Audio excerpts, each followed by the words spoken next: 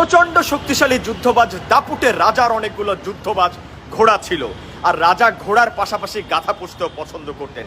রাজা একটা ব্যাপার লক্ষ্য করলেন, যখন ঘোড়ার আস্থা বলে যায় তারা তুলনামূলক কম সম্মান করে, গাধার আস্থা বলে গেলে তারা রীতিমতো রাজার হাত পা চেটে দিয়ে সম্মান জানায়। একই ঘটনা যখন মন্ত্রীরাও লক্ষ্য করলেন, তখন মন্ত্রীরা রাজাকে পরামর্শ দিলেন আমাদের উচিত অপ্রয়োজনীয় ঘোড়াগুলোকে বিক্রি করে দেওয়া, কারণ গাধাদেরকে সব সময় প্রয়োজন।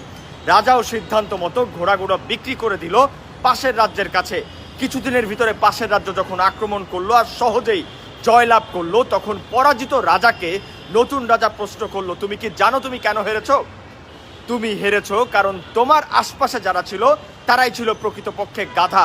তাদের বুদ্ধিতে তুমি তোমার সবচাইতে আপন এবং বিশ্বস্ত যুদ্ধবাজ ঘোড়াগুলোকে বিক্রি করে দিয়েছো, যাদের দ্বারা তুমি বিভিন্ন সময় বিভিন্ন যুদ্ধে জয়লাভ করেছো।